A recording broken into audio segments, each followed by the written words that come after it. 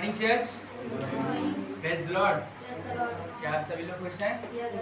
खुश हैं तो अपने पड़ोसी को एक अच्छी सी स्माइल दीजिए, उससे कहिए praise the Lord, praise the Lord. आइए हम सब लोग प्रार्थना करेंगे। परमेश्वर का एक ये अनुग्रह है कि हमें एक नया दिन मिला है, तो आइए हम सब लोग मिलकर उसके सम्मुख जाएंगे, उससे प्रार्थना करेंगे कि उसकी प्रेजेंस हमारे दिल में महसूस हो सके। तो आइए हम लोग प्रार्थना करेंगे। हमारे स्वर्गीय महान पिता परमेश्वर खुदावन, हम आपके सम्मुख आते हैं पिता परमेश्वर, हम आपके चरणों में आते हैं पिता परमेश्वर कि आपको धन्यवाद करते हैं पिता परमेश्वर कि आपने हमें नया दिन दिया है पिता परमेश्वर। इस नई सुबह में आप लेकर आए हो पिता परमेश्वर। जो भी लोग आ रहे हैं पिता परमेश्वर, उनको भी आप लेकर आ रहे हो सही सलामत, उसके लिए भी हम आपको धन्यवाद करते हैं पिता परमेश्वर। हम प्रार्थना करते हैं पिता परमेश्वर, हम सब इकट्ठा हुए हैं पिता परमेश्वर आपको आपसे सुनने के लिए पिता परमेश्वर। आपके द्वारा जो भी वचन रखा गया है पिता परमेश्वर, वो हम पिता परमेश्वर सुन सके और सीख सके पिता परमेश्वर। हमें बुद्धिमत्ता देना, ज्ञान समझ देना पिता परमेश्वर, ताकि आपके वचन को हम ग्रहण कर सके पिता परमेश्वर, अपने जीवन में फॉलो कर सके पिता परमेश्वर। ऐसे हम प्रार्थना करते हैं पिता परमेश्वर। जो आगे की पिता परमेश्वर आराधना करेंगे पिता परमेश्वर, हम सब मिलकर और आनंद के साथ, प्रेम के साथ पिता परमेश्वर आपकी आराधना को करें पिता परमेश्वर, और वो महिमा पिता परमेश्वर, वो आराधना आपको भाने पाए पिता परमेश्वर। हम प्रार्थना करते हैं पिता परमेश्वर, आज के समय में पिता परमेश्वर हम आपकी प्रेजेंस को महसूस करें पिता परमेश्वर, आपकी आवाज़ को सुने पिता परमेश्वर। हम प्रार्थना करते हैं पिता परमेश्वर, हमारा मन पिता परमेश्वर कहीं भटकने ना पाए पिता परमेश्वर, आप मन की सुरक्षा कर सके पिता परमेश्वर। प्रार्थना करते हैं पिता परमेश्वर, कोई भी डिस्टर्बेंस ना होने पाए पिता परमेश्वर, आपकी सुरक्षा इस भवन के चारों ओर रहे पिता परमेश्वर। प्रार्थना करते हैं पिता परमेश्वर, पाशी जी के द्वारा जो भी आपने संदेश को रखा है पिता परमेश्वर, हम प्रार्थना करते हैं कि अच्छे से सारी चीज़ों हो और शांति से पिता परमेश्वर हम आपके संदेश को सुन सके पिता परमेश्वर। पाशी जी को पिता परमेश्वर आप सामर्थ्य देना पिता परमेश्वर। प्रार्थना करते हैं सारी बातों को हम आपके हाथों में देते, आगे का समय हम आपके हाथों में देते हैं, प्रभु यीशु मसीह के नाम से मांगते हैं, आमीन। आइए हम परमेश्वर की आराधना करेंगे और कुछ गीतों को गाएंगे। मेरा यीशु है कमाल का, मेरा यीशु है कमाल का, उसके जैसा कोई नहीं, उसके जैसा कोई नहीं। विश्व भाई को प्यार बुझाता, विरोधी को खूब मिटाता, विश्व भाई को प्यार बुझाता, विरोधी को खूब मिटाता, विश्व भाई को प्यार बुझाता, विरोधी को खूब मिटाता। और जीवन कल है आगो, वो ही जीवन रोटी, मेरा यीशु है कमाल का, मेरा यीशु है कमाल का, उसके जैसा कोई नहीं, उसके जैसा कोई नहीं। बिन सहारे पानी पे चलता, तूफानों को भी शांत कराता, बिन सहारे पानी पे चलता, तूफानों को भी शांत कराता, बिन सहारे पानी पे चलता, तूफानों को भी शांत कराता। आगे उसका कहना माने, तूफान को जाने, मेरा यीशु है कमाल का, मेरा यीशु है कमाल का, उसके जैसा कोई नहीं, उसके जैसा कोई नहीं। मेरे लिए वो मारा गया, मेरे लिए वो सूली उठाया, मेरे लिए वो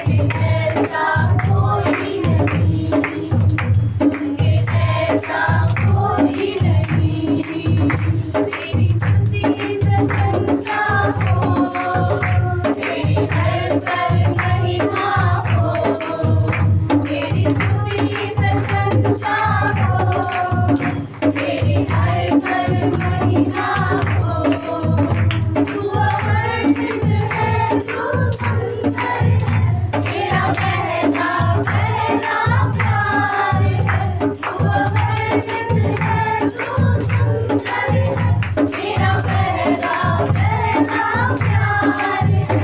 तेरी स्तुति की प्रशंसा हो, तेरी हर पल महिमा हो, तेरी स्तुति की प्रशंसा हो, तेरी हर पल महिमा हो।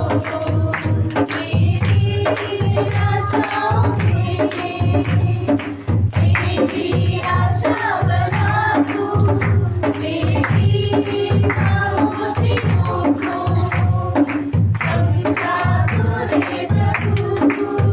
मेरी आशाओं में मेरी आशा बना तू, मेरी खामोशियों को समझा तूने प्रभु।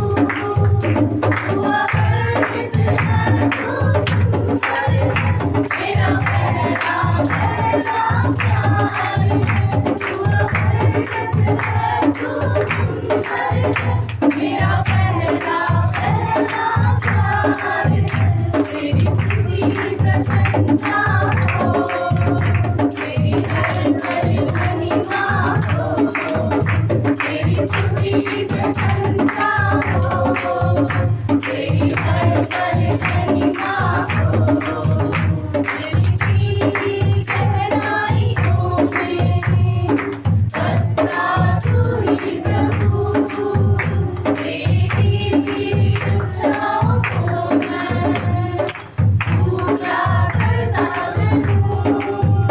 तेरी गहराइयों में बसता तू ही प्रभु, तेरी इच्छाओं को मैं पूरा करता चलूं। तू अवर्णित है, तू सुंदर है, मेरा पहला पहला प्यार है। तू अवर्णित है, तू सुंदर है, मेरा पहला पहला प्यार है। तेरी स्तुति की प्रशंसा हो, तेरी हर पल महिमा हो, तेरी स्तुति की प्रशंसा हो, तेरी हर पल महिमा हो।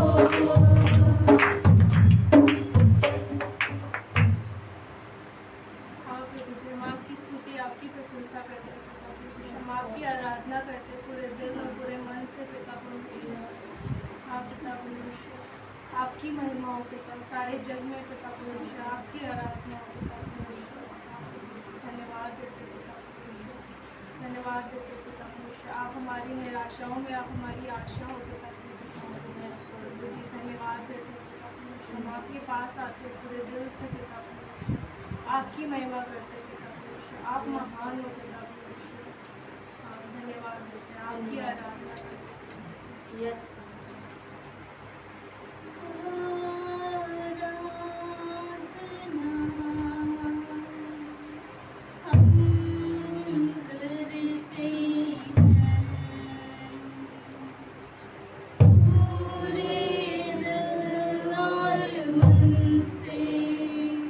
तेरी महिमा गाते हैं और हम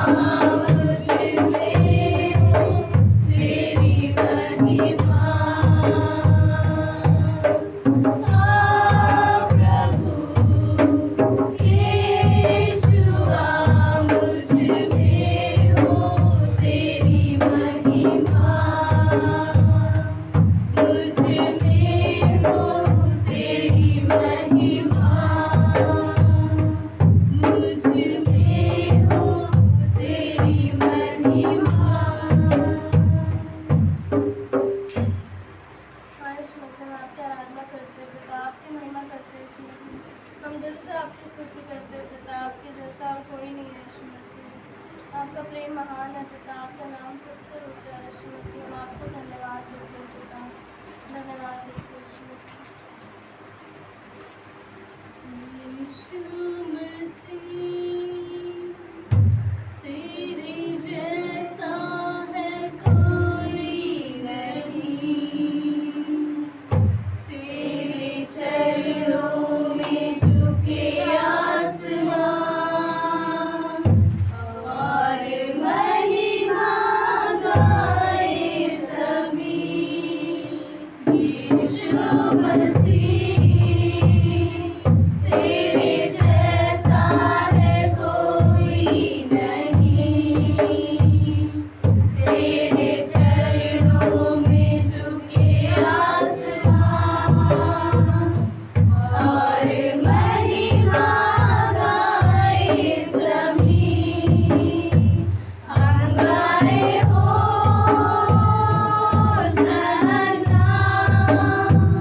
तू राजाओं का है राजा, तेरी महिमा होए सदा।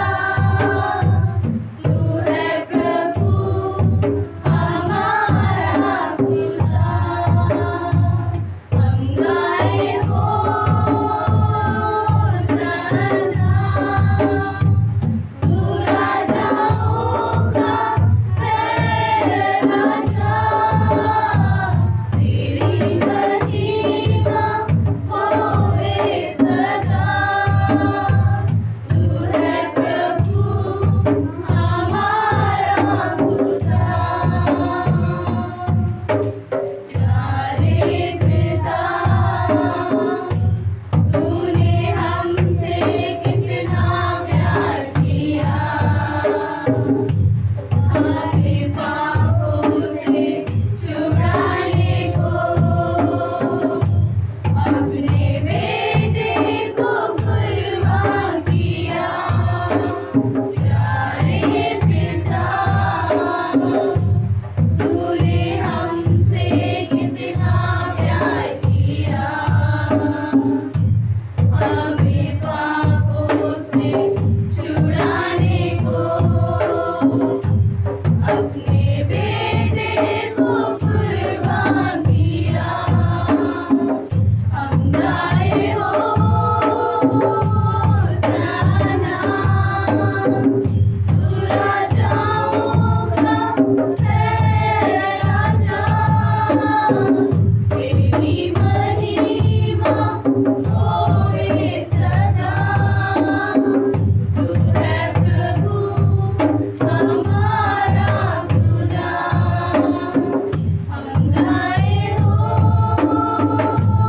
होसन्ना, तू राजाओं का है राजा, तेरी महिमा होए सदा।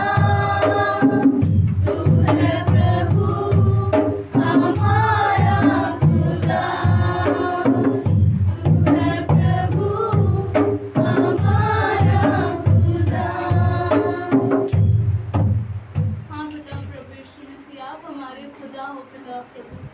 आपने हमें उस पाप से छुड़ाया है पिता प्रभु, अपना बलिदान दिया है। धन्यवाद देते हैं पिता, धन्यवाद देते हैं उस बलिदान के लिए, उस प्रेम के लिए जो आपने हमसे किया पिता प्रभु यीशु मसीह।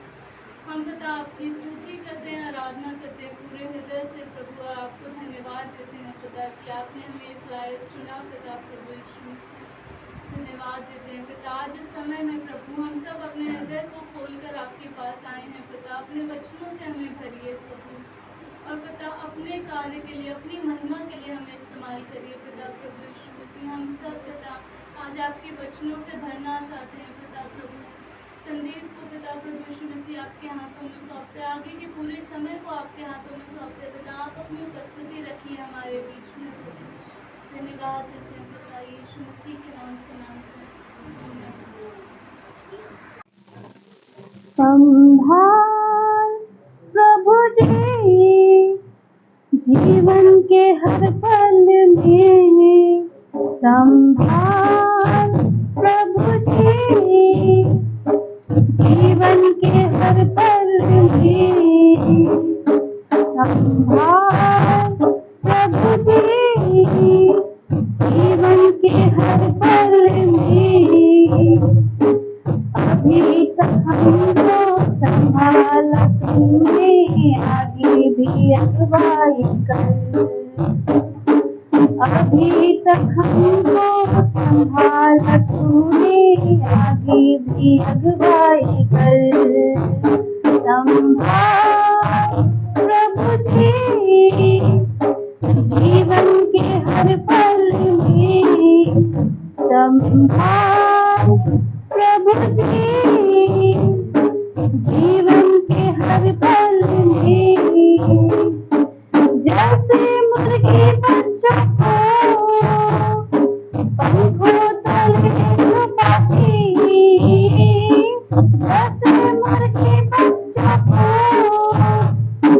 पंखों तले छुपाती, वैसे ही तेरी दया शरण का है हमारी, वैसे ही तेरी दया शरण का है हमारी।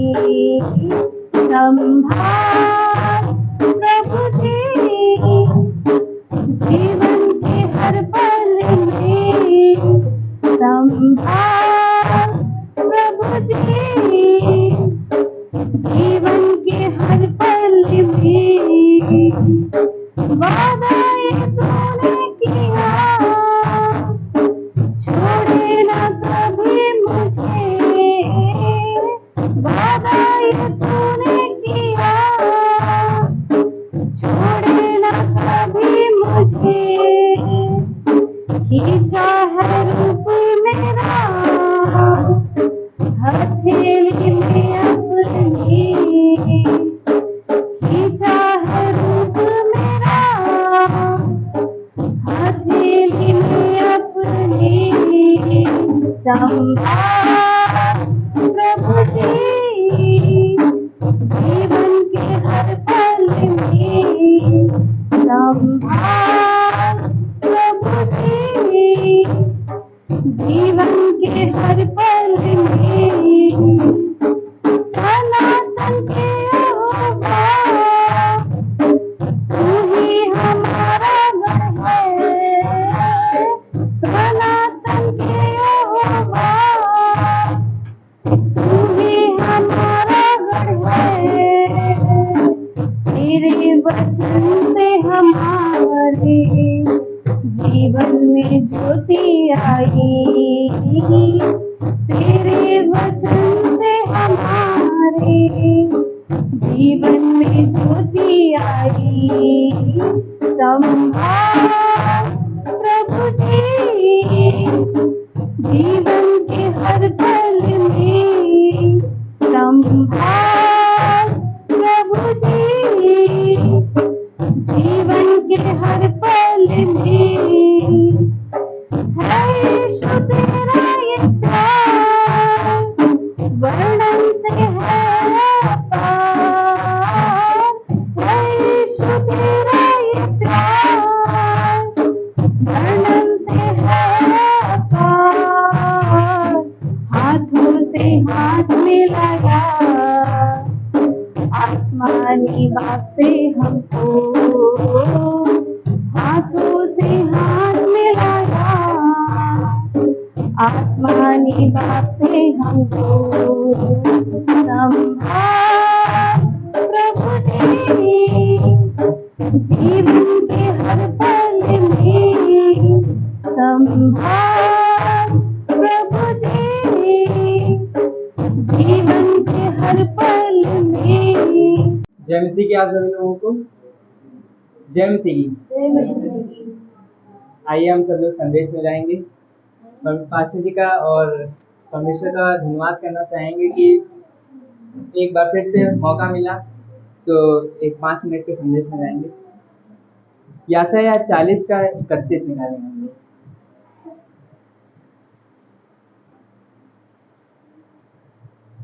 पढ़ते हैं, लिखा है कि परंतु जो यहोवा की बाट जोते हैं वे नया बल प्राप्त करते जाएंगे, वे उकाबों के समान उड़ेंगे, वे दौड़ेंगे और श्रमित न होंगे, चलेंगे और थकित न होंगे।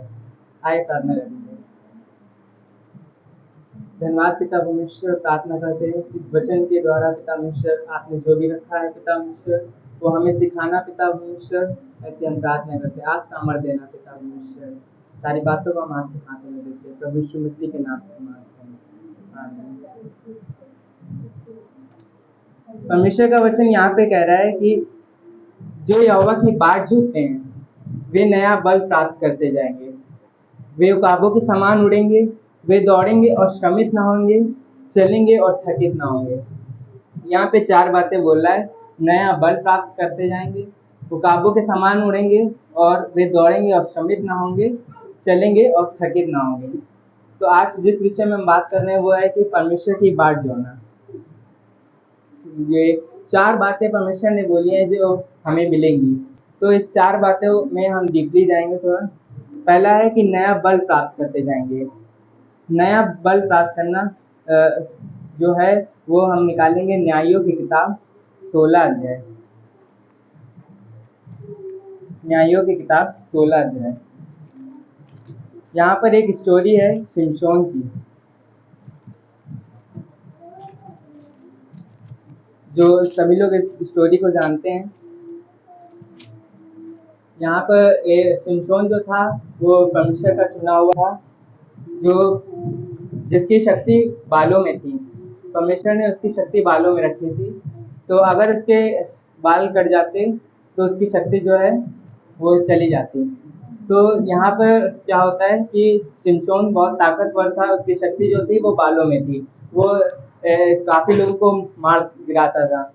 तो क्या हुआ कि एक दिन इसके पास एक स्त्री आई और इसको भरमाया और इसका राज जान लिया।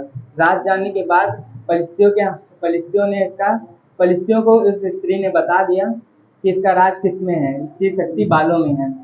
तो क्या होता है कि वो जो फलिस्ती होते हैं वो इसको पकड़ के इसके बाल को काट लेते हैं और इसकी शक्ति जो है वो कम हो जाती है।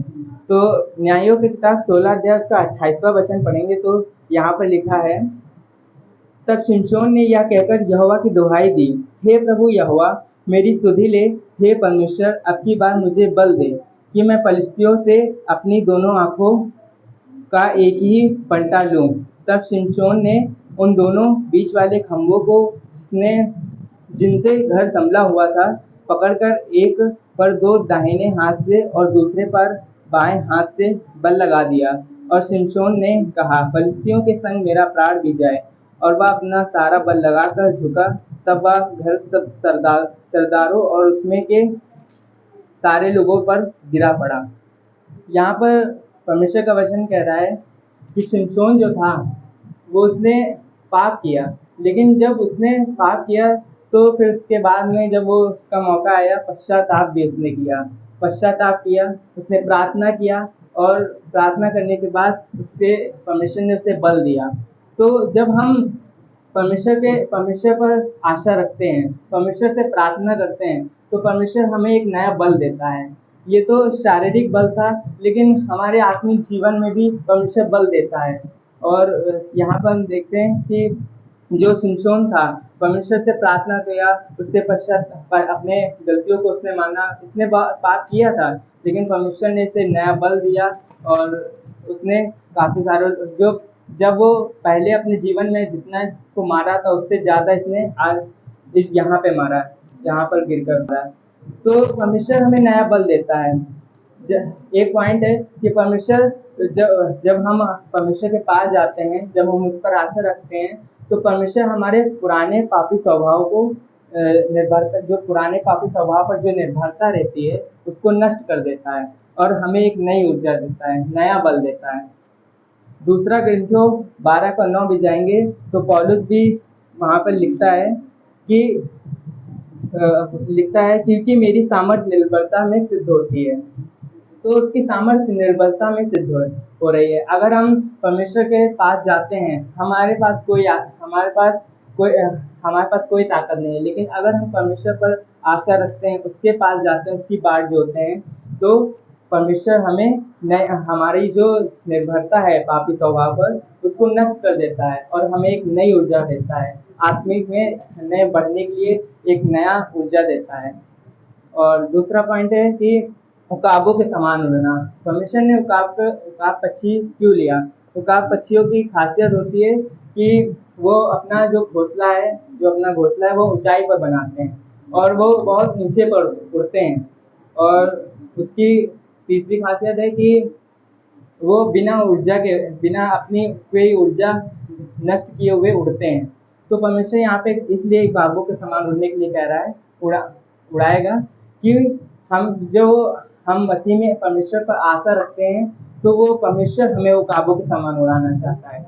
वो हमें सारी मुश्किलों से ऊपर उड़ाना चाहता है। हमारी मुश्किलें बहुत है जीवन में, संसार में हम रहते हैं तो मुश्किलें बहुत है, लेकिन परमेश्वर क्या कहता है कि तुम्हारी आशा हमारे ऊपर होनी चाहिए, यानी कि परमेश्वर पर आशा रखनी चाहिए, परमेश्वर की बाट जोड़नी चाहिए। बाट जोड़ने का मतलब है कि आशा ही रखना, परमेश्वर पर आशा रखना चाहिए।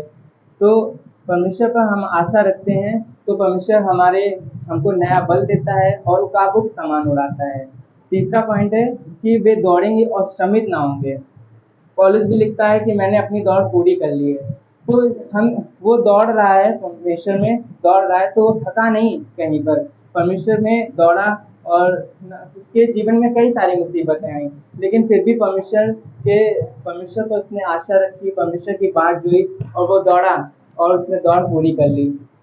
तो ये परमेश्वर में कई बार होता है ना कि जब हम परमेश्वर पर मसीह पे कई बार होता है कि हम मसीह पे आशा नहीं रख पाते हैं। बहुत लोग होते हैं कि जो संसार लोग जो होते हैं वो उनके पास कोई आशा नहीं है, लेकिन हम मसीही लोग हैं तो हमारी आशा किस पर होनी चाहिए? परमेश्वर पर होनी चाहिए। और परमेश्वर पर अगर हम आशा रखते हैं तो नया बल प्राप्त करेंगे, उकाबों के समान वो उड़ाएगा और हमें बाहरी ताकत, यानी कि हम दौड़ेंगे और श्रमित भी नहीं होंगे, परमेश्वर में दौड़ेंगे और वो हम थकेंगे भी नहीं। और चौथा पॉइंट है कि चलेंगे और थकित ना होंगे। तो पास्टर जी ने एक पॉइंट बोला अभी सुबह बोला था कि हम अपना हल रखकर पीछे नहीं देखेंगे, तो पीछे नहीं देखना है। तो जब हम चलेंगे, जब हम अपना क्रूस उठाकर चलेंगे तो हमें पीछे नहीं देखेंगे। तो क्या है कि परमेश्वर पर हम आशा रख के चलेंगे, परमेश्वर पर हम आशा रखकर चलेंगे तो हम पीछे देखने का कोई वही नहीं होता है, क्योंकि हम परमेश्वर पर आशा रखें। पीछे देखेंगे तो हमारी आशा पीछे रहेगी, लेकिन हमें परमेश्वर पर आशा रखना है तो हमें सीधा चलना है। दाऊद के जीवन में सारे पॉइंट्स मैच होते हैं। देखते हैं कि वो चरवाहा था, एक मामूली से चरवाहा था, परमेश्वर की सेवा करता था, महिमा करता था, उसकी स्तुति करता था, लेकिन फिर बाद में परमेश्वर ने उसे योद्धा बनाया। वो दौड़ रहा था, शाऊल से भाग रहा था, लेकिन और वो इंतजार कर रहा था, परमेश्वर पर आशा रख रहा था। वो चाहता था उस शाऊल को मार सकता था, उसके पास इतनी ताकत थी, लेकिन परमेश्वर पर उसने आशा रखा था। परमेश्वर का वो अगुआ था शाऊल, परमेश्वर का वो था, तो परमेश्वर का दास था शाऊल। तो दाऊद जो था वो नम्र व्यक्ति था और उसने शाऊल पर कुछ नहीं किया, वो योद्धा बना इसीलिए वो योद्धा बना और वो आगे चल के परमेश्वर ने उसे काबू के समान उड़ाया, वो राजा बना और फिर स्तुति करने वाला राजा बना। तो काफ़ी सारे बाइबल में उदाहरण हैं। दानियल शेरों के मार्ग में जब गिराया गया तो क्या होता, उसे नया बल मिला, नई ऊर्जा मिली। तो और उसने प्रार्थना, क्योंकि उसने प्रार्थना की, उसकी आशा किस पर थी? परमेश्वर पर थी, तो उसे नया बल मिला और वो काबू के समान उड़ाया गया।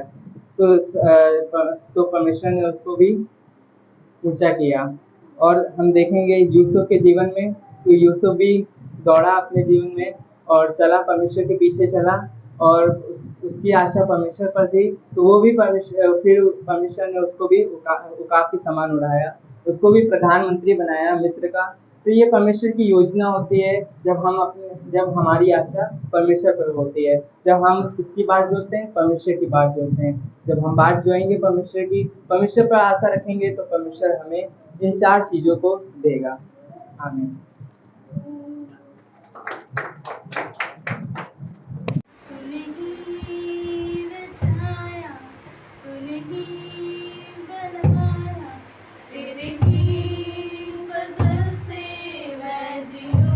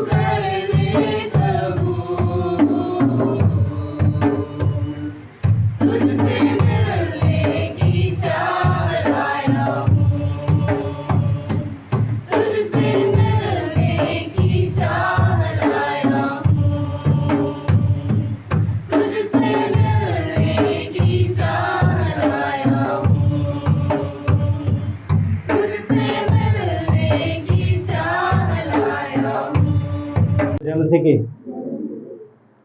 कैसे हैं सब? अभी तक ठीक है? अच्छी बात है। तो आगे के वचन के लिए तैयार है या फिर रोका जाए यहीं पर? ओके, ठीक है। तो पहला यूहन्ना 4 अध्याय 10 और 11, 10 से 12 तक जाए। ठीक है, सब पहुंच गए?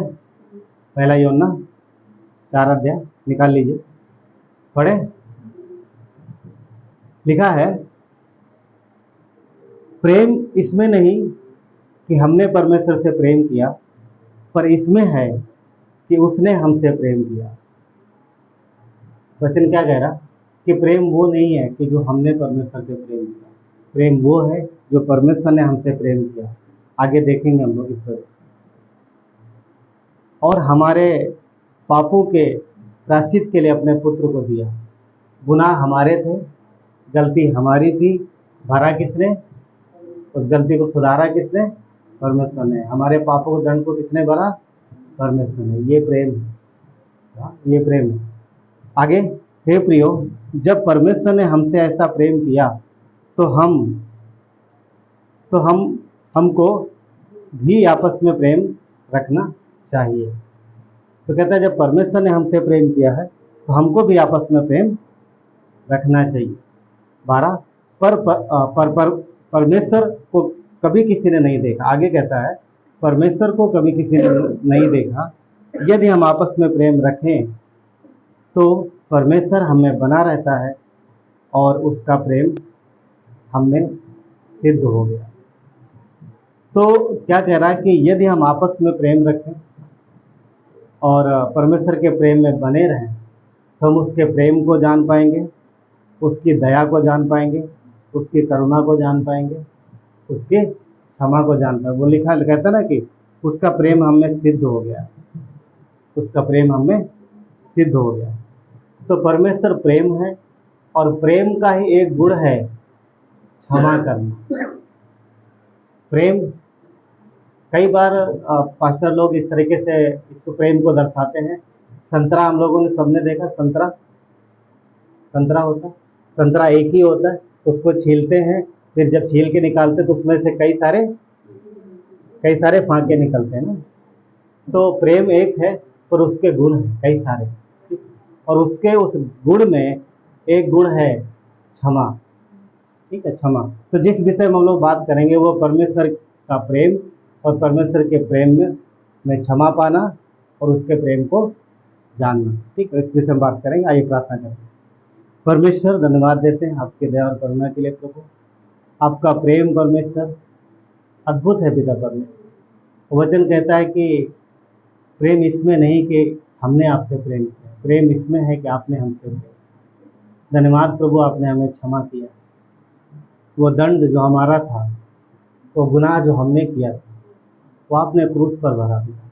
आपने अपने पुत्र को भेजा प्रभु हमारे लिए, हमारे दाम चुकाने के लिए, हमारे जीवन में प्रभु आपकी शांति और आनंद देने के लिए, प्रभु यीशु आपके पास आने के लिए, अनंत जीवन देने के लिए, हर एक चीज़ के लिए प्रभु यीशु जो हमारी आवश्यकता थी और जिन जिन चीज़ों से हम दूर थे प्रभु, वो सब देने के लिए और प्रभु पूरी तरीके से हमें पवित्र करने के लिए ये बलिदान पिता परमेश्वर आपने दिया अपने पुत्र का। धन्यवाद परमेश्वर, धन्यवाद प्रभु यीशु। हम आपकी अगुवाई मांगते हैं, पवित्र आत्मा हमारी सहायता मदद करो प्रभु। हम आपकी ओर देखते हैं क्योंकि आप हमारी आशा हो प्रभु यीशु। आप अपने बच्चों को अच्छा भोजन देते हो और आप अद्भुत प्रेम करते हैं। धन्यवाद आपके उस प्रेम के लिए, धन्यवाद आपके उस बलिदान के लिए।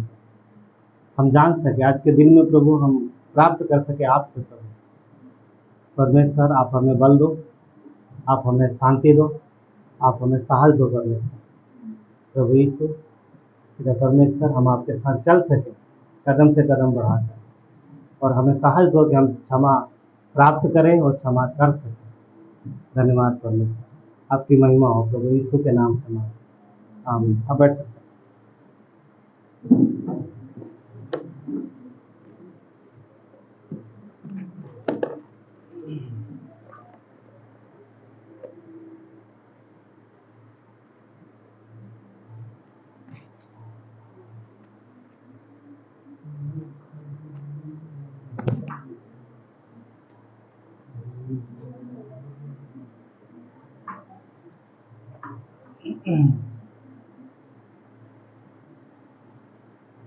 पति पत्नी आपस में कुछ बातचीत कर रहे थे और पत्नी ने बोला कि तुम सिर्फ अपने रिश्तेदारों से प्रेम करते हो पर हमारे रिश्तेदारों से प्रेम नहीं करते।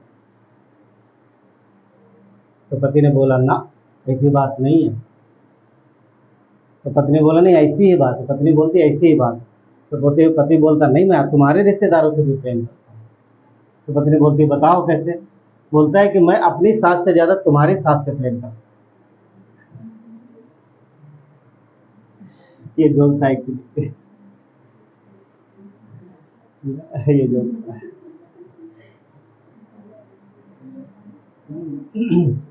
ये प्रेम है, मनुष्य का प्रेम है। और मनुष्य का प्रेम पता कैसा होता है? कंडीशनल होता है। और दूसरी चीज, मनुष्य के अंदर एक अभिलाषा होती, एक लालसा होती हमेशा प्रेम की। तो वो ये चाहता है कि सब उससे प्रेम करें और वो ये भी चाहता है कि सब उसे माफ करें। ये इच्छा होती कि सब उसे माफ करें, वो जो भी करे सब उसे माफ करे, सब उसकी तारीफ करे और सब प्रेम करे ना। प्रेम पाना एक एक एक तरीके से लालसा के जैसी हर इंसान के अंदर इच्छा होती है। और ये हमेशा से क्योंकि मनुष्य की इच्छा है, वो ये नहीं चाहता कि कोई हमारे ऊपर उंगली उठाए।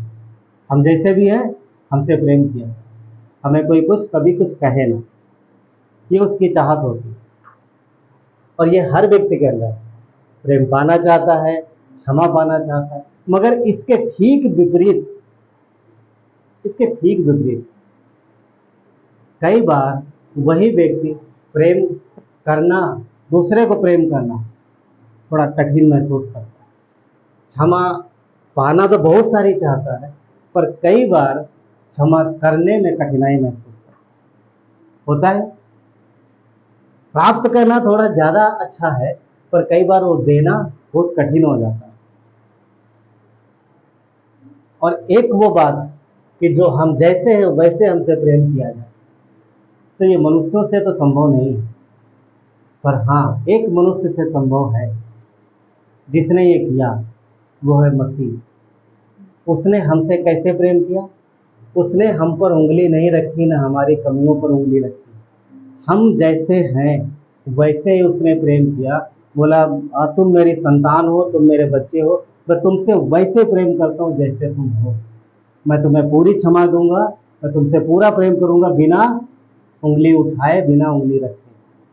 मगर ये मनुष्यों से संभव नहीं है। हम किसी मनुष्य से ये उम्मीद नहीं कर सकते कि वो हमें इस तरीके का प्रेम करे, कोई नहीं कर पाएगा। क्योंकि मनुष्य का प्रेम जो है वो परिस्थितियों के हिसाब से कम ज्यादा होता रहता, ऊपर और नीचे होता रहता। अगर सब कुछ अच्छा चल रहा है, सामने वाले व्यक्ति के साथ अच्छा मेल मिलाप, अच्छी बातचीत हो रही, तो प्रेम कई बार ऊपर हो जाता है। और कुछ समय बाद अगर उसी तरफ से कुछ गलती हो गई तो वही प्रेम सीधा डाउन हो जाएगा और दूसरा लेवल बढ़ जाएगा, कड़वाहट का। फिर हमारे मुंह से जो बातें वो भी बदल जाती। तो ये इंसानों में है और ये रहेगा हमेशा। और कभी कभी स्वयं भी होता है, स्वयं पर भी दूसरे की अब एक होता है दूसरी तरफ से। अगर दूसरे व्यक्ति ने हमारे साथ अच्छा व्यवहार नहीं किया तो हमारा प्रेम बदल जाएगा। पर कई बार स्वयं के प्रति भी हमारा प्रेम अच्छा नहीं होता। अब आप बोलोगे स्वयं के प्रति, वचन कहता है तो मनुष्य तो स्वयं से प्रेम करता है ना। पर कई बार हम खुद के प्रति भी कड़वाहट से भर जाते। हुआ कभी किसी के साथ ऐसा? और शैतान आगे बोलेगा तुम ऐसे हो, तुम ऐसे हो, तुम ऐसे हो, तुम ये अच्छा नहीं करते, तुम ये अच्छा नहीं करते, तुम बहुत बेकार हो। एक काम करो, लड़क जाओ, कर लेते, मर जाओ तुम, कोई नहीं। और कभी कभी तो ये भी लेके आएगा, कोई तुमसे प्रेम नहीं करता, कोई तुम्हारी फिक्र नहीं करता, सबको अपनी अपनी परवाह, सबको अपनी अपनी फिक्र होता है।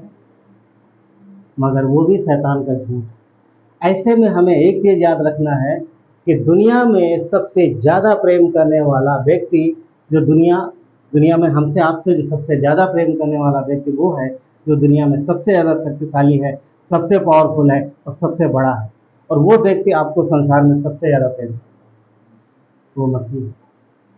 कोई करे या ना करे तो परमेश्वर प्रेम करता है, कोई फिक्र करे या ना करे पर मसीह हमारी फिक्र करता है, कोई साथ दे या ना दे पर परमेश्वर सदैव हमारे साथ है, हमारा मसीह सदैव हमारे साथ। क्यों? क्योंकि उसका प्रेम जो है वो सीजनी नहीं है। सीजनी समझते हैं ना? सीजन, सीजन मतलब समय के हिसाब से। मूड अच्छा है तो परमेश्वर प्रेम करेगा, ए यार आज परमेश्वर नहीं बोलता आज मेरा मूड खराब तुम जाओ, ऐसा कभी नहीं बोलता। क्यों? क्योंकि वो मनुष्य नहीं, मनुष्य नहीं। जब हम बुरे थे, जब हम अच्छे नहीं थे, जब हम त्यागे हुए थे, जब हमें सारी बुराई नहीं थी, तब परमेश्वर का वचन कहता है कि उसने हमसे प्रेम किया। पढ़ा हमने अभी योना का पढ़ा ना, 4:10 राइट। तो योना का 3:10 कहता है प्रेम इसमें नहीं कि परमेश्वर ने हमसे प्रेम किया, प्रेम इसमें नहीं कि हमने उससे प्रेम किया, पर इसमें है कि उसने हमसे प्रेम किया और हमारे पापों के लिए अपने प्रायश्चित पुत्र को दे दिया, प्रायश्चित के लिए भेजा। राइट, तो उसने हमारा प्रायश्चित किया है, हमने पढ़ा। तो ये परमेश्वर का प्रेम है जो बिना कंडीशन, बिना शर्त के हमसे किया जाता है, और ये मनुष्यों के द्वारा संभव नहीं है। दूसरा तीमुथियुस का अध्याय 2:6 में परमेश्वर ये कहता है कि जिसने अपने आप को सबके छुटकारे के दाम के लिए दे दिया। क्या कहता है? कि मसीह ने, परमेश्वर ने सबके छुटकारे के लिए, हम सबके छुटकारे के लिए क्या किया है? अपने आप को दे दिया। ये क्या है? ये उसके प्रेम को प्रकट कर रहा है, ये उसके प्रेम को प्रकट कर रहा है। और दूसरी बात, प्रेम से ही क्षमा आती है। जब हम गुनहगार थे, जब हम पापी थे, जब हम में कुछ भी अच्छाई नहीं थी, जब परमेश्वर से दूर थे, तब उसने प्रेम किया और हमें क्षमा भी किया। क्या आप कह सकते हो ये बात कि यदि आप किसी को प्रेम नहीं करते तो क्या आप उसे क्षमा कर सकते? वो चलते फिरते सॉरी की बात नहीं कर रहा हूँ, किसी का धक्का लग गया सॉरी, वो वाली बात नहीं कर रहा हूँ। कुछ ऐसी चीज़ों में, बड़ी चीज़ों में आप क्षमा नहीं क्या कर सकते हो अगर प्रेम नहीं करते? नहीं हो पाएगा, क्योंकि प्रेम करते हैं तभी क्षमा हो पाएगा। यदि हम प्रेम नहीं करते तो क्षमा नहीं कर पाएंगे। एक लाइन इस प्रकार है, क्षमा प्रेम से आती है और प्रेम क्षमा करता है। जो माफ़ी है वो प्रेम से आती है, यानी प्रेम के द्वारा आती है, और प्रेम ही माफ़ कर पाता है। यदि हम प्रेम नहीं करेंगे तो माफ़ नहीं कर पाएंगे। यदि आप जा सकते हैं तो मत्ती के 18 अध्याय में चलिए, जहाँ पर 21 से 34 में एक कहानी है, एक दृष्टांत है जिसके विषय में यीशु मसीह कुछ कह रहे हैं।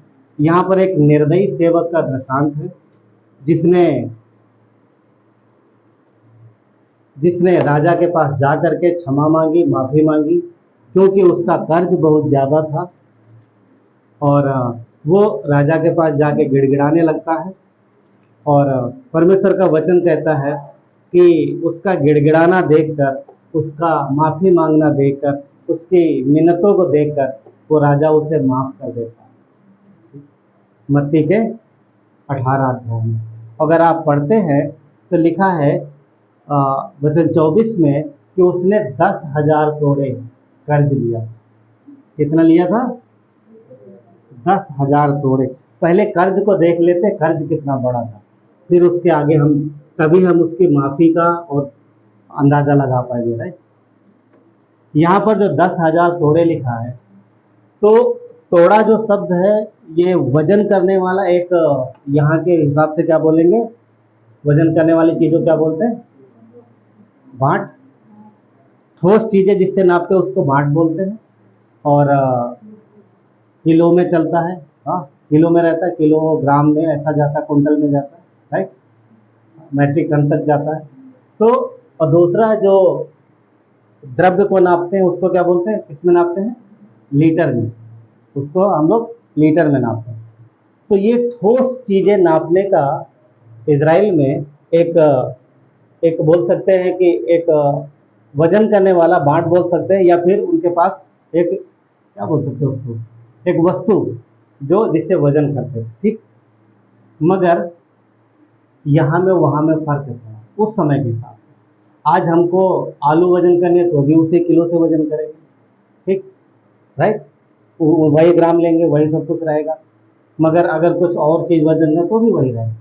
पर अगर कोई कीमती चीज़ वजन करना है किलो भर, मान लो किसी को 1 किलो सोना वजन करना है, 1 किलो सोना वजन करना है, तो किससे वजन करेगा? इसी किलो से या उसके लिए दूसरा किलो लाएगा?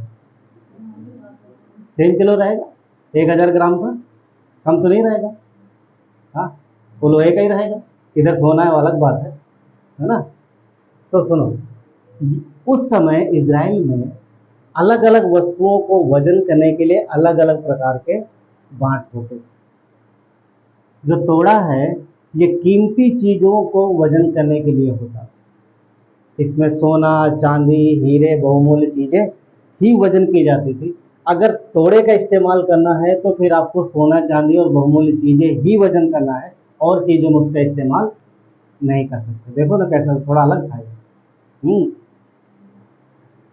तो समझ गए कि अगर तोड़ा लिखा है तो वहां पर कीमती चीज ही वस्तु, हाँ, कीमती चीज ही वजन की जाती है। तो लिखा है कि इसने 5000 नहीं, कितना लिखा है? 10,000 तोड़े लिए, और एक तोड़ा जो है, एक तोड़ा लगभग 34 किलो का होता था। एक तोड़े का वजन 34 किलो, मतलब एक बार उठाएंगे तो कितना होगा? 34 किलो। 10,000 तोड़े लिए, और 10,000 का अगर 34 से कैलकुलेट करते हैं तो निकल के आता है 3,400 कुंटल। कितना बनता है? 3,400 कुंटल बनता है। अब मानो अगर हीरे जवाहरात नहीं लिए, अगर उसने गोल्ड लिया तो 3,400 कुंटल सोना उसने कर्ज लिया। कितना लिया था? 3,400 कुंटल, और किलो में कितना बना पता? 3,40,000 किलो। क्या था? गोल्ड। इतना सोना कई कई कभी कभी देशों के पास होता है। देश की जो आ, देश में जो होता है ना वैल्यू अस्तित्व हो, वो गोल्ड के हिसाब से नापी जाती है। अब सुनो, इतना ज्यादा उसने कर्ज लिया है, अब ये चुका नहीं पा रहा है। अब ये चुका नहीं पा रहा है। जो राजा है वो दयालु है, वो अपने सेवकों, अपने लोगों से प्रेम करता है। अब ये कहता है कि मुझे क्षमा करो, मेरा अपराध है, मैंने लिया है, मैं भर नहीं पाया हूँ, हाँ, मुझे क्षमा करो, मैं भर दूंगा। सबने पढ़ा ये चीज? सबने पढ़ा? गिड़गिड़ाता है, क्यों? क्योंकि राजा ने क्या बोला था कि जो कुछ भी इसका है सब कुछ बेच करके चुकाया जाए, राइट।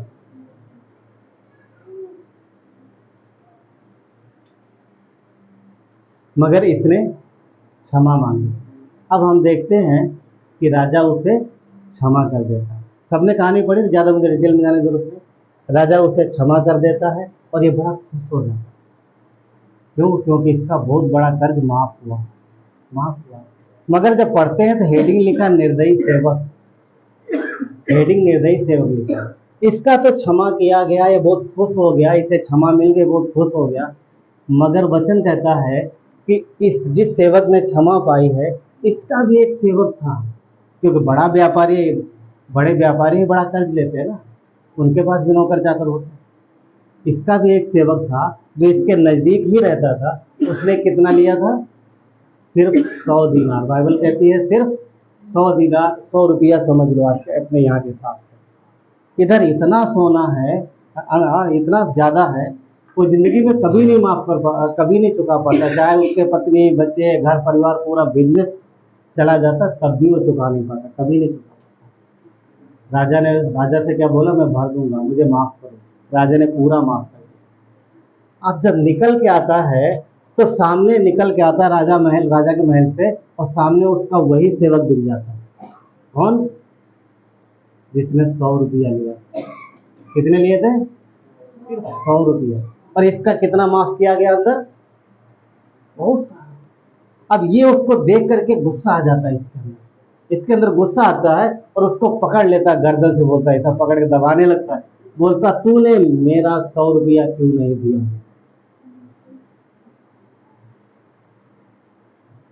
क्या इसने सही किया? हाँ? बाइबल तो यही बोल रही है। क्या कह रहा है? 28 में कहता है कि उसने उसका पकड़कर गला घोटा और कहा, जो कुछ तुझ पर है चुपचाप भर दे। और 29 कहता है, इस पर उसके संगी दास ने गिरकर उससे विनती की, कहता, धीरज धर, मैं भर दूंगा। 30 वचन कहता है, परंतु उसने ना माना और जाकर उसे बंदी गृह में डाल दिया और कहा, जब तक इसका कर्जा न भर जाए तब तक इसको जेल में ही रखो। क्या सही किया इसने? क्या सही किया? यहाँ पर पता क्या है? यहाँ पर वो स्वभाव है कि हम क्षमा तो प्राप्त करना चाहते हैं, पाना चाहते, क्षमा पाना चाहते हैं, पर क्षमा करना नहीं।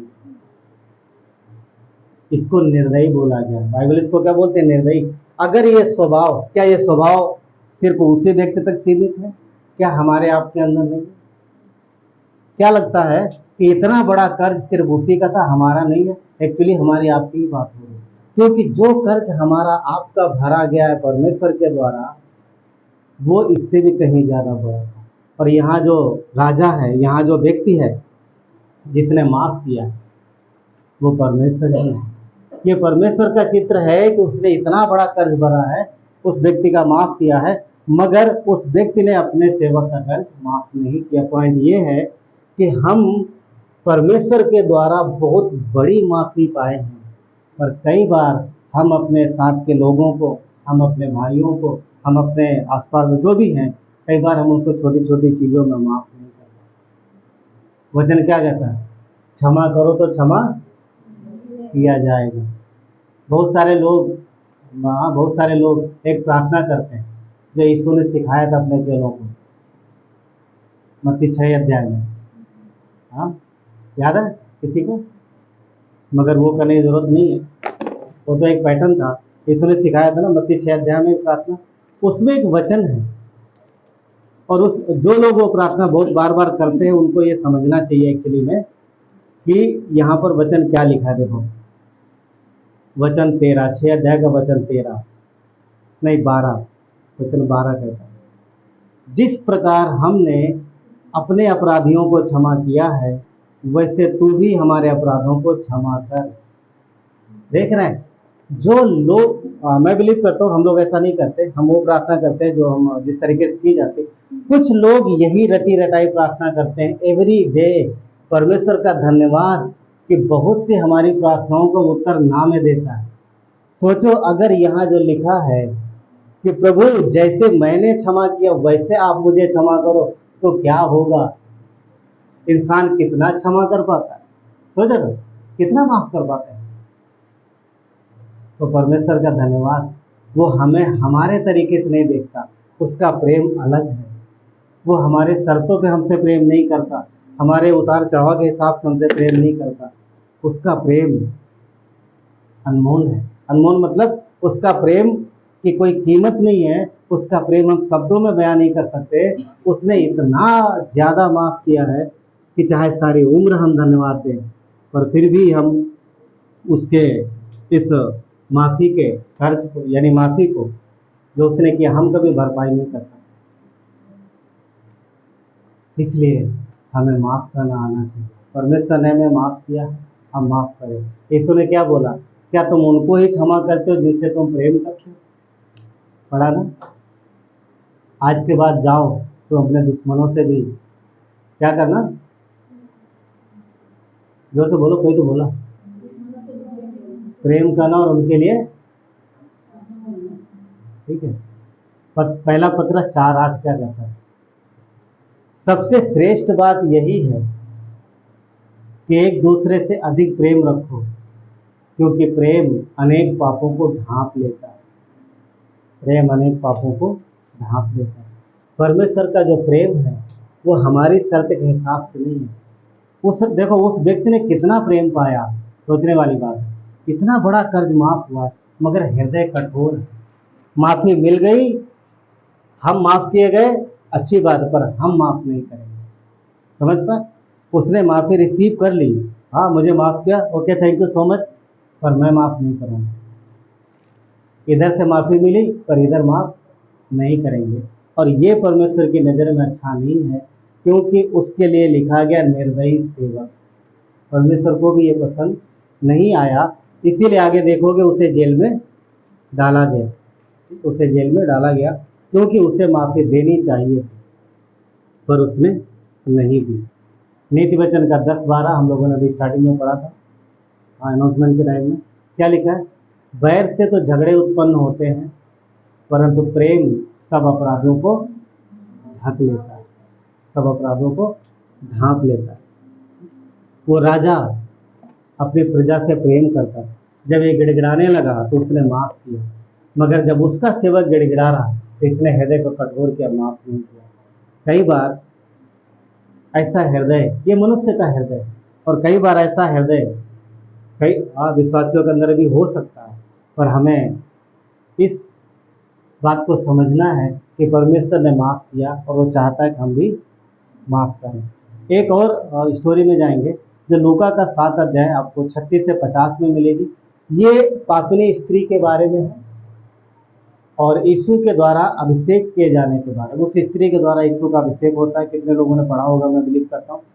यीशु मसीह एक समौन नामक फरीसी के घर जाते हैं, ठीक है, और क्योंकि उसने उसे खाने पर बुलाया था, समौन ने उसे खाने के लिए आमंत्रित किया था। लूका के 7 अध्याय में आपको ये मिलेगा, लूका 7 में समौन ने यीशु को निमंत्रण दिया था खाना खाने के लिए, घर पर आने के लिए। और 36 से आगे देखिए आप, 36 से आगे, लूका 7 36 से आगे देखेंगे तो आपको ये मिलेगा। तो वचन कहता है कि यीशु मसीह ने उसके निमंत्रण को स्वीकार कर लिया, चेलों के साथ उसके घर पहुंच गए। जब यीशु गए तो और भी बहुत सारे भीड़ चलती थी उनके सामने। जब यीशु गए वहाँ बैठ गए और बैठे थे, तभी एक स्त्री आती है।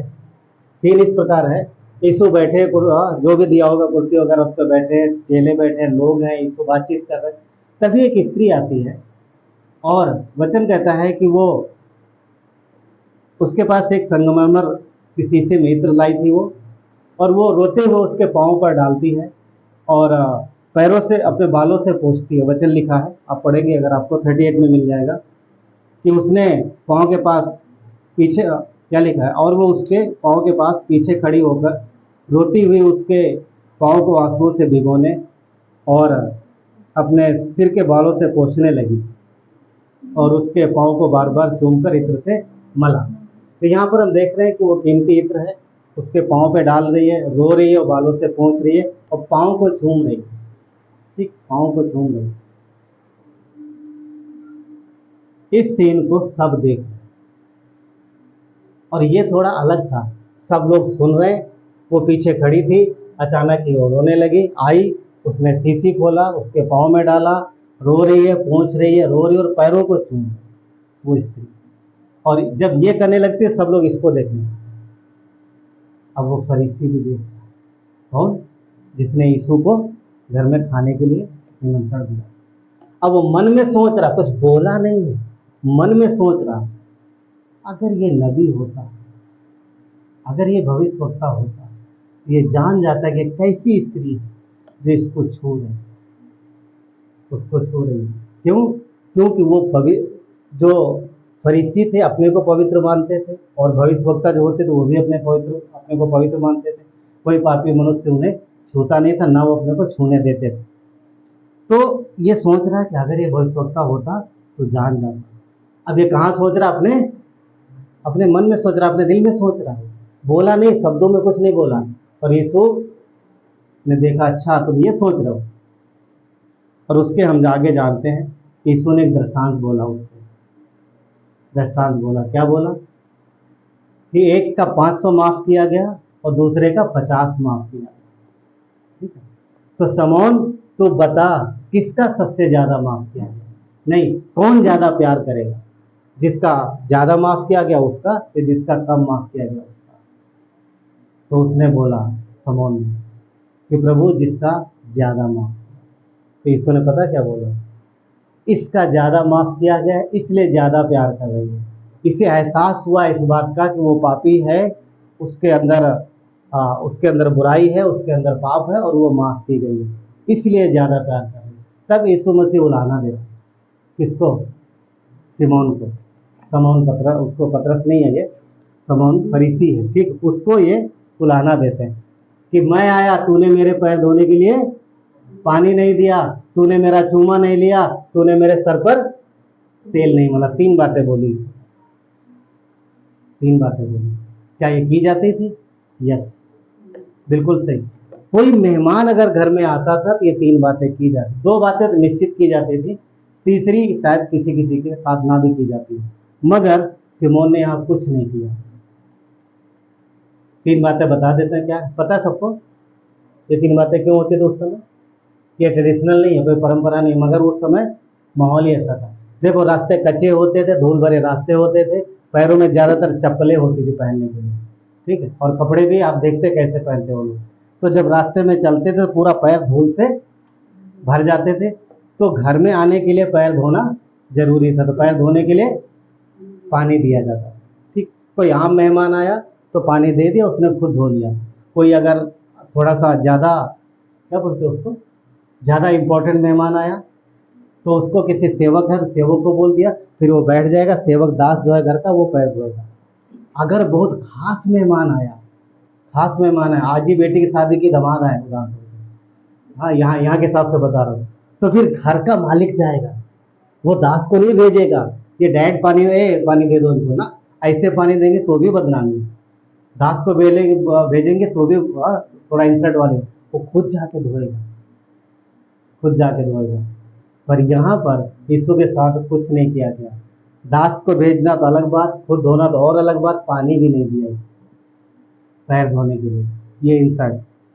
दूसरी बात जो लिखा ना, तूने मुझे चूमा नहीं दिया, तो वहाँ पर यहूदी कल्चर में ये था, मतलब कि जब कोई घर पे आता था तो उसको किस करते थे, ऐसा मतलब गाल पे देखा ना, कभी लोग जाते हैं तो बच्चे लोग जाते हैं तो नानी दादी ऐसे करते हैं ना, हाँ, तो वो वहाँ पर था, तो पुरुष और महिलाओं के साथ ऐसा था।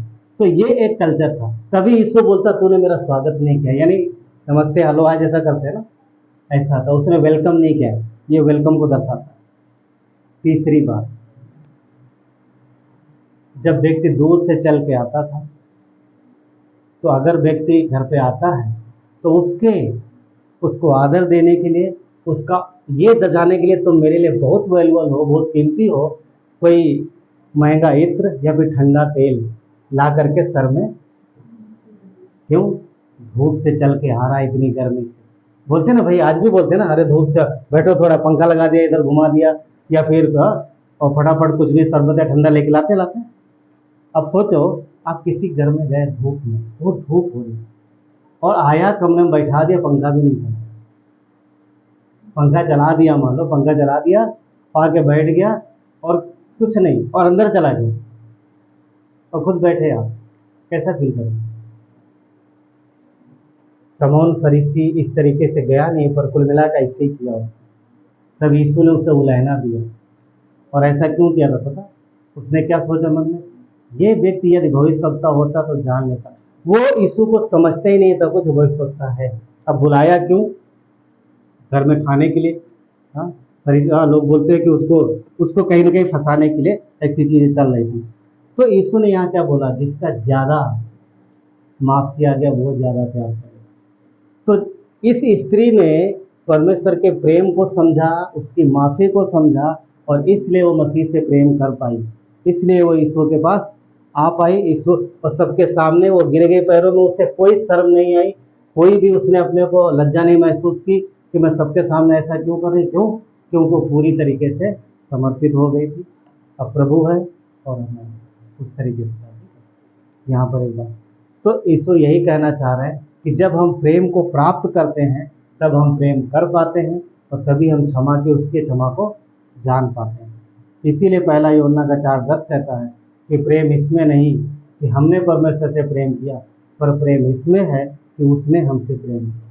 वो स्त्री ये समझ गई, पर समौन जिसने निमंत्रण दिया था वो इस बात को नहीं जाना।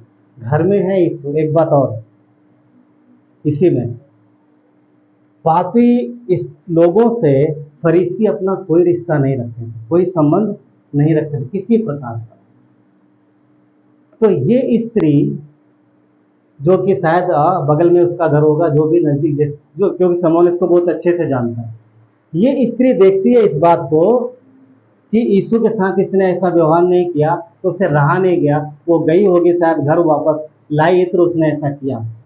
अब एक बात और, फरीसियों के यहाँ पर कोई भी पापी व्यक्ति नहीं आ सकता था, तो ये स्त्री इसके पहले कभी उस घर में नहीं गई, मगर आज वो घर में गई।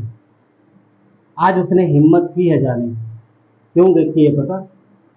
क्योंकि आज ये घर जो समौन का है, अब ये नॉर्मल नहीं रहा। मतलब आज इस घर में कुछ अलग हुआ। आज समौन के घर में क्या हुआ है? आज समौन के घर में यीशु आया है। आज उसके घर में यीशु है।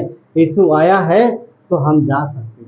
यीशु है तो पापी, वो पापी थी ना, बोला आज यीशु है तो आज मैं जा सकती हूँ। क्यों? क्योंकि मुझे क्षमा वहीं मिलेगी। अब तो समौन भी रोक नहीं पाएगा, और इसीलिए समौन उसको निकाल भी नहीं पाया। पॉइंट ये है कि हम पापी हैं और परमेश्वर हमारा स्वागत करता है, हम जा सकते हैं। वो स्त्री गई और उसने माफ़ी पाई। तो परमेश्वर हमसे प्रेम करता है, वो हमें क्षमा करता है, और बदले में ये भी चाहता है कि हम भी अपने लोगों को माफ़ करें, क्षमा करें। ठीक है, जिसने 10,000 तोड़े माफ़ किए गए, वो 100 रुपया नहीं माफ़ कर पाया। एकदम छोटा दिल, इतना बड़ा हृदय उसका, बोलते हैं ना, इतना बड़ा हृदय। माफ़ी पाने के लिए इतना बड़ा है, पर देने के लिए इतना बड़ा है। तो परमेश्वर चाहता है कि हम इन बातों को जानें, सीखें, क्योंकि हम क्षमा किए गए हैं, हम माफ़ किए गए हैं। मत्ती का 5:44 कहता है, परंतु मैं तुमसे कहता हूँ, अपने बैरियों से प्रेम रखो और अपने सताने वालों के लिए प्रार्थना करो। जब हम परमेश्वर के प्रेम को जान पाते हैं, तब हम उसके प्रेम को पाते हैं और क्षमा कर पाते हैं। कई बार पति पत्नी छोटी छोटी चीज़ों में झगड़ा करते हैं और सालों साल बात नहीं करते हैं। कष्टकाल ने एक बार एक उदाहरण दिया था। एक बार बोला था किसी मैसेज में कि अचार के ढक्कन के पीछे पति पत्नी में लड़ाई हो गई, शायद 14-15 साल उन्होंने बात नहीं किया आपस में, छोटी सी बात में। क्यों? माफ़ नहीं कर पाए ना एक दूसरे। मगर दूसरी एक कहानी है, आप सब जानते, शायद मैंने कहा होगा। एक परिवार था, पति पत्नी और एक बेटी थी, और अच्छे से रहते थे, परिवार अच्छे से रहता था। और मगर कहानी इस प्रकार है, ये सच्ची घटना है एक्चुअली। वो इस प्रकार है कि पत्नी बड़ी सुंदर थी, और बहुत सुंदर थी वो, और पति उसका थोड़ा अलग माइंड का था। और पत्नी विश्वासी थी, पति विश्वास नहीं करता था। पत्नी जॉब भी करती थी, शायद छोटी बच्ची थी 3-4 साल की, पर पति बहुत शक करता था अपनी पत्नी के ऊपर। किसी के साथ बातचीत करते देखा था तो बहुत गुस्सा करता। सबने सुना क्या इसके पहले किसी ने? अच्छी बात है। हाँ, तो वापस से तो बहुत सगी था। और ये जो चीज़ें बढ़ती जाती थी, कभी कोई भी पत्नी से बात करता तो उसके मन में अलग ही विचार थे। हालांकि वो स्त्री जो है बहुत विश्वास योग्य थी परमेश्वर के साथ, मगर इसके दिल में जो नफरत थी, पति दिल में नफरत बढ़ती जा रही थी, और बहुत ज़्यादा बढ़ गई। एक दिन उसने क्या किया, एसिड का बोतल लिया और पत्नी के चेहरे पर, मतलब एसिड फेंका और घर छोड़ के चला गया। पूरा उसका चेहरा जल गया। बहुत सुंदर चेहरा था, सब उसकी तारीफ करते थे कि आप बहुत सुंदर हो, मगर जब एसिड पड़ा तो पूरा जल गया चेहरा, पूरा जल गया, पूरी तरीके से खराब हो गया। और वो आदमी भाग गया घर छोड़ के, दोबारा कभी नहीं आया। समय बीतता गया, उस स्त्री ने काफ़ी इलाज करा, मगर कैसे हो सकता, पॉसिबल नहीं, वापस वो चेहरा आ नहीं सकता। शीशा जब भी देखो तो भयानक चेहरा दिखता। वो छोटी लड़की अपने अब माँ के साथ रह रही है, मगर वो भी माँ पहले कैसी थी अब कैसी। पर समय बीतता गया, वो बड़ी हो गई। वो जो स्त्री है वो विश्वास करती थी प्रभु पर, उसने विश्वास करना नहीं छोड़ा और मजबूत विश्वास पर बनी रही। और अपनी उसकी बेटी को भी ले जाती थी संगति में। उसकी बेटी भी अच्छी विश्वास में थी। और एक दिन सुना उसने कहीं पर कोई प्रचारक आया है, तो शायद उसका प्रचार सुनने वो गई। और जब प्रचार हो रहा था, जब उस प्रचारक ने प्रचार किया, तो शायद प्रेम के ऊपर उसने प्रचार किया, और इसी घटना को उसने अपने प्रचार में कोड किया। इसी घटना को उसने कोड किया थोड़ा सा, कि ऐसा क्योंकि ऐसा हुआ था, क्योंकि शायद उस व्यक्ति को जानता था। तो जब ये प्रचार उसने बंद किया, तो वो लड़की जो है उस प्रचारक के पास गई और पूछा आप कैसे जानते हो इस घटना के विषय में। तो उसने बताया कि वो शायद उसकी जान पहचान वाला था। कौन? उसी लड़की का पिता। तो उस लड़की ने बोला आप जिस व्यक्ति के विषय में बात कर रहे हो वो मेरा पिता है और स्त्री मेरी माँ है, क्या आप भी जानते हो आप? तो उसने ऐसा बात किया। तो उसने बोला हाँ मैं तेरे पिता को जानता हूँ और फला जगह पर कैंसर से वो पीड़ित है और मतलब बहुत ही तकलीफ में, मरा नहीं है, तकलीफ में और कहीं पर है। ठीक है। वो लड़की घर जाती है, माँ को बताती है कि ऐसा ऐसा हुआ और ये बातें हुई है। और उसने ये भी बताया कि उस प्रचारक ने ये भी बोला है कि अब उसको कैंसर है और बड़ी दर्द और बड़ी परेशान मतलब ये बड़ी ही दयनीय स्थिति में है, बहुत कष्ट भरी स्थिति में और फला जगह पर है। जैसे उस स्त्री को पता चलता है वो वहाँ जाती है और उस अपने पति को जो पहले भाग गया था एसिड मार के उसको वापस लेके आती है। कहाँ पर? अपने घर में। हालांकि बेटी ने थोड़ा उसे पसंद नहीं आया क्योंकि उसने माँ की तकलीफ को देखा था, उसके दर्द को देखा था, उसके रोने को देखा था, रोती थी चुपचाप, सब देखा था उसने। पर फिर भी परमेश्वर के प्रेम से उसने प्रेम किया। वो ले आई पति को, घर पे रखा, सेवा की, क्योंकि थोड़े दिन ही बचे थे। बाद में पति ने उससे माफ़ी मांगी मगर अब चीज़ें बदल नहीं सकती। पर उसने उसी तरीके से प्रेम किया जैसा उसने प्रेम पाया था। पॉइंट ये है थोड़े दिन बाद में उसका पति मर गया कैंसर से, परंतु उसने माफ़ किया। उसने माफ़ किया। उसने ये नहीं सोचा कि इस व्यक्ति की वजह से मेरे इतने साल गुजर गए, मेरे 17-18 साल, पूरी ज़िंदगी क्या पूरी ज़िंदगी खराब कर दी।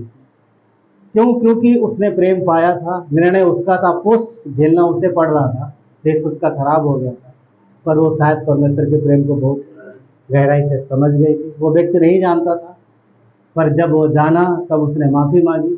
पर पॉइंट ये है कि उस समय उसके चेहरे का तो कुछ नहीं हो सकता, पर अच्छी बात उसके लिए ये थी कि उसने अपने पति को तो पहले ही माफ़ कर दिया था। पर पॉइंट ये है कि जब उसका पति आता वो माफ़ी मांगता तो उसे इस बात का सुकून हो जाता है कि धरती पर तो हमारा चेहरा ऐसा है और धरती पर मैंने ऐसे पति के साथ समय बिताया जिसने मुझे धोखा दिया, जो मुझे छोड़ के चला गया। पर अच्छी बात उसके मन में ये थी कि अब इसने उद्धार पा लिया है, अब ये बदल गया है और मैं जब धरती छोड़ूंगी तो मेरा चेहरा ऐसा नहीं रहेगा और ये ऐसा नहीं रहेगा। क्यों? क्योंकि अब उद्धार पाया है तो नया शरीर, नया मन। पॉइंट ये बोलने का कि जब हम रिसीव क्षमा को प्राप्त करते हैं तब हम क्षमा कर पाते हैं। कई बार हम सोचते हैं उन्होंने मेरे साथ इतना बुरा किया, उन्होंने मेरे साथ इतना किया, उन्होंने ऐसा किया, ऐसा, वो चीज़ें हो सकती हैं, पर हमें परमेश्वर की ओर देखना है। जब हम प्रेम को पाते हैं तब हम प्रेम दे पाते हैं। तभी वचन कहता है कि प्रेम इसमें नहीं कि हमने प्रेम किया, प्रेम इसमें है कि परमेश्वर ने हमसे प्रेम किया। आइए प्रार्थना करते हैं। परमेश्वर धन्यवाद देते हैं आपकी करुणा और दया के लिए। प्रभु पिता परमेश्वर, प्रभु आपने हमसे प्रेम किया।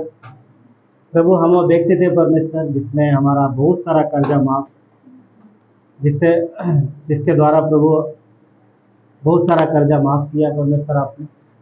पर प्रभु यीशु कई बार हमारा हृदय वैसा कठोर हो सकता है, तो परमेश्वर पिता हम प्राप्त करें आपकी वो क्षमा परमेश्वर जो आपकी है परमेश्वर, वो प्रेम जो आपका है, क्योंकि क्रूस पर आपने हमारे लिए जान दी है। और प्रभु जब हम आपसे दूर थे, बैरी थे परमेश्वर, पूरी तरीके से अलग थे पिता, तब आपने हमसे प्रेम किया और आप हमारे पास आए और हमारे पापों के लिए जान दी। धन्यवाद परमेश्वर, धन्यवाद इस बात के लिए प्रभु, आपने हमें माफ़ किया, आपने हमें क्षमा किया है परमेश्वर। प्रभु हम इस प्रेम को रिसीव करें, इस प्रेम को जाने गहराई से और आपकी क्षमा को भी जाने, क्योंकि जब हम क्षमा करते हैं तो परमेश्वर आपका आनंद हमारे हृदय में, आपका जो प्रेम है और हमारे हृदय में उमड़ जाता है। धन्यवाद देते परमेश्वर, आपकी महिमा हो प्रभु, हम और आपके द्वारा प्रेम किए जाए परमेश्वर, इस बात को हम और गहराई से जानें। प्रभु यहाँ पर आपके लोग हैं परमेश्वर, प्रभु आपके देह हैं और आप अपने लोगों से प्रेम करते हैं परमेश्वर, आपने इन्हें माफ़ किया और इसीलिए प्रभु हम आपके साथ है परमेश्वर। प्रभु यीशु की नाम प्रार्थना करते हैं परमेश्वर कि आप अपने बच्चों को आशीष दो। प्रभु यीशु आपके प्रेम को और गहराई से जाने, आपकी क्षमा को और गहराई से जाने, आपकी चंगाई इनके जीवन में आने पाए, आपकी प्रभु आत्मिक आशीष इनके जीवन में आने पाए परमेश्वर। धन्यवाद प्रभु यीशु, आपकी महिमा हो पिता। यदि किसी ने अभी यीशु पर विश्वास नहीं किया है तो आप यकीन कर सकते हैं कि उसने आपके लिए जान दी, वो क्रूस पर आपके लिए मरा है, कब्र में गया, तीसरे दिन जी उठा है। वो जीवित मसीह है। यदि आप अपने पापों से क्षमा मांगते हैं और उसे अपने हृदय में उद्धारकर्ता करके स्वीकार करते हैं तो परमेश्वर का वचन इस बात की गवाही देता है कि वो आप उसके साथ उद्धार पाए हुए हैं, उसके साथ आप बचा लिए गए और आप स्वर्ग में रहेंगे। ये परमेश्वर का वचन इस बात की गवाही देता है और इस बात की खातरी करता है, क्योंकि वो दयालु परमेश्वर है, वो क्षमा करता है, वो माफ़ करता है। वो पूरे संसार में इसीलिए आया कि हर एक व्यक्ति को माफ़ी मिल सके। धन्यवाद प्रभु यीशु, आपकी महिमा हो परमेश्वर, धन्यवाद। हर एक को ब्लेस करना, संभालना प्रभु, आपकी कवरिंग में रखना परमेश्वर, और आपकी क्षमा और आपके प्रेम में बढ़ाना। धन्यवाद देते हैं, सारा आदर गौरव महिमा आपको देते हैं, यीशु नासरी के नाम से मांगते हैं, आमीन। वो प्रभु का प्रभु है, राजाओं का राजा है, वो प्रभु का प्रभु है, प्रभु यीशु मसीह, प्रभु यीशु मसीह, प्रभु यीशु मसीह, प्रभु यीशु मसीह, राजाओं का राजा है, वो प्रभु का प्रभु है, राजाओं का राजा है, वो प्रभु का प्रभु है, बुलाए चुने हुए वो विश्वासियों के नाम, जय माना ही है, वचन का है यहोवा,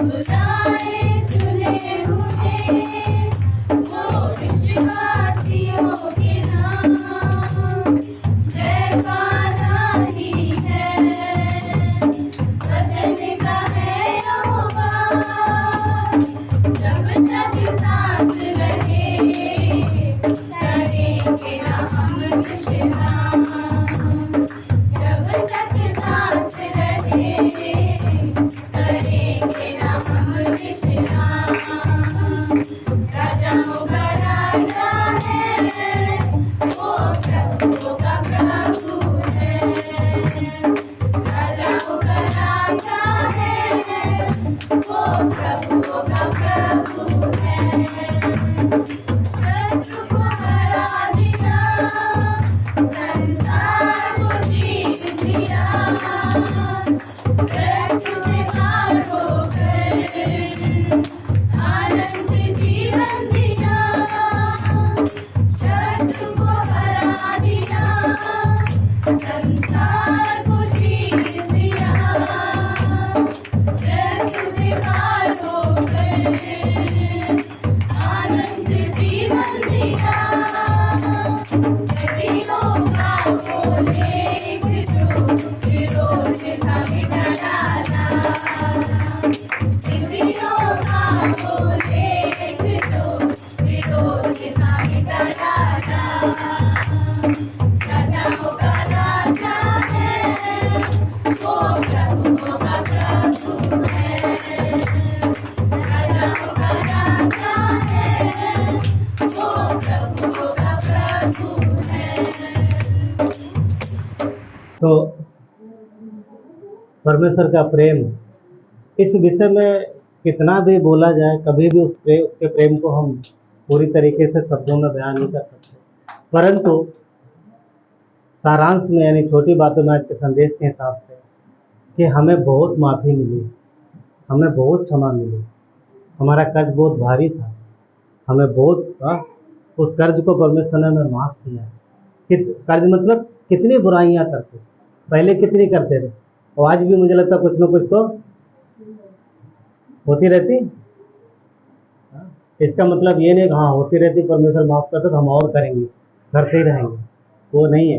क्योंकि यीशु ने क्या वचन क्या कहता है, तुम्हारा परमेश्वर पवित्र है इसलिए तुम पवित्र बनो, बोला है ना। उस स्त्री को बोला था जा फिर पाप, इसको नहीं दूसरी को। तो परमेश्वर की इच्छा नहीं है कि हम बुराई करें, पर वो हमें माफ़ करता है, ये उसका प्रेम है, माफ करता है। हाँ, वो क्षमा करता है, तो हमसे भी चाहता है कि हम भी क्षमा करें। और जब हम उसकी क्षमा को प्राप्त करेंगे, अगर आप क्षमा करना सीखेंगे तो रियल में आप उसके प्रेम को महसूस कर पाएंगे। क्योंकि कई बार क्षमा ना करना अंदर मन के अंदर बुरा क्या बोलते हैं, एक कड़वाहट बनी रहती है, और वो परमेश्वर से दूर अपने को दूर रखती है। परमेश्वर से दूरी एक्चुअली बोलते हैं गैप, फिर वो मिलने नहीं रहती, कड़वाहट रहती है ना, कड़वाहट लेके। तो क्योंकि इसीलिए वचन कहता है कि यदि तू अपने तेरा भाई कुछ गलती करे और तुझे पता हो तो अपने भेंट को वेदी पर छोड़ दे, पहले जाके उसके साथ क्या कर, मेल मिलाप कर। ये उसी कड़वाहट की बात कर रहे हैं। क्योंकि अगर कड़वाहट है, नफरत है, तो फिर परमेश्वर के साथ हमारे रिश्ते को ये चीज़ मजबूत नहीं होने देती है। तो इसलिए क्लीन, साफ रहना एकदम। परमेश्वर के साथ भी अपनी ओर से माफ करो, बाकी सामने वाले का वो जाने उसका काम। मतलब ये नहीं है, कहने मतलब ये है कि हमने माफ कर दिया है, हम नफरत नहीं करते। अब वो आएंगे, प्रेम करेंगे तो प्रेम करेंगे। आएंगे मतलब ये है कि नहीं आना, कुछ लोग नहीं आना चाहते, ठीक, उनको उनके हाल पे छोड़ देना, परंतु हमें मन में कड़वाहट नहीं रखनी। वो एक बात। तो जब हम माफ़ी देना सीखते हैं तो फिर आप जान पाओगे उस बात को, तो उस परमेश्वर के अद्भुत प्रेम। तो चलिए प्रार्थना करते हैं। प्यारे परमेश्वर, धन्यवाद देते हैं आपके दया के लिए परमेश्वर, आपकी उस क्षमा के लिए प्रभु। आपने हमसे प्रेम किया है परमेश्वर, अद्भुत प्रेम किया है, और आपने हमें क्षमा किया। तो यदि आपने हमें प्रेम ना किया होता, क्षमा ना किया होता प्रभु, तो कभी हम आपके पास नहीं आ सकते। हमारी कोई काबिलियत नहीं परमेश्वर प्रभु कि हम आपके पास आएँ और प्रभु कहें कि हमें माफ़ करो। परमेश्वर, आपका अनुग्रह है, आपकी दया है प्रभु। इस आपने हमसे उस समय प्रेम किया जब हम जानते ही नहीं। आपने उसी समय हमें प्रभु गले से लगाया जब हम पूरा कीचड़ से सने थे। प्रभु, हमारा चेहरा अच्छा नहीं है क्योंकि उसमें बुराई है, पर आपने प्रेम किया, आपने तिरस्कार नहीं किया प्रभु, आपने अपनाया, आपने प्रेम किया। धन्यवाद परमेश्वर, आपकी महिमा होती है। धन्यवाद देते, आपने हमें क्षमा दिया, आपने हमें प्रभु अपनी भरपूरी दी है। धन्यवाद परमेश्वर इस बात के लिए, धन्यवाद देते हैं। आपकी महिमा हो प्रभु। पिता, हम प्रार्थना करते हैं, आपके लोग हैं यहाँ पर पिता, प्रभु आपकी क्षमा को प्राप्त करें, और आप इनके प्राणों में प्रभु, इनके प्रभु आत्मा में आपकी शांति प्रभु जाने दें। हम सबके हृदय में प्रभु आपकी शांति है परमेश्वर। जो आपने वचन में कहा है कि मैं तुम्हें अपनी शांति दिए जाता हूँ, वो शांति जो संसार की नहीं है पिता, वो प्रेम जो संसार का नहीं है परमेश्वर। प्रभु, आप हमसे हर परिस्थिति में प्रेम करते हैं। धन्यवाद प्रभु। हर एक को संभालना, स्वस्थ रखना प्रभु। किसी कोई घटी कमी मसीह यीशु आपके नाम से मांगते हुए पूरी होने पाए। बीमार है कोई पर्सन, प्रभु प्रार्थना करते उसकी बीमारी प्रभु दूर होने पाए। पिता परमेश्वर, स्वर्ग से हाथ बढ़ाकर उसे छुओ और चंगाई दे पिता प्रभु। ईश्वर, और भी कोई प्रकार की दिक्कत है प्रभु प्रार्थना करते हो दिक्कत पूरी करो। भाई बहनों के काम में प्रभु, उनके प्रभु जो काम करते उसमें आशीष दो प्रभु। जो धन रूपी आशीष दे तो परमेश्वर उसमें बरकत दो पिता, और उसको बढ़ाओ परमेश्वर। प्रभु प्रार्थना करते हैं, और आपकी आज्ञाओं पर, आपकी इच्छानुसार चलने में प्रभु मदद करो, सहायता करो परमेश्वर। धन्यवाद देते हैं, सारा आदर गौरव महिमा आपको देते हैं। उद्धार करता है यीशु नासरी के नाम से।